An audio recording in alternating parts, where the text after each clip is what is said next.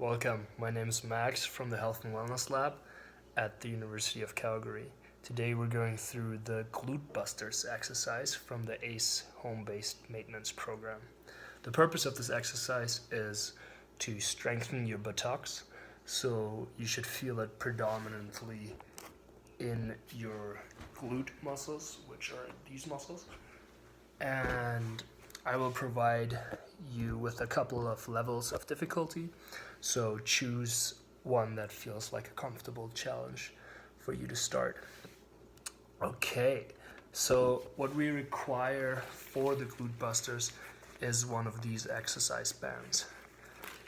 So we're going onto the floor on all four. It's a rhyme. So going here on all four with our hands right underneath our shoulders, and then we're wrapping this exercise band around one of our legs, one of our feet, just like this. So you can see it here. Like here, you wrap it around, and then we take the two ends off the exercise band, go back into our position where our hands are under our shoulders. We want to keep a strong back, so get the core engaged so I don't hang through or extend it out.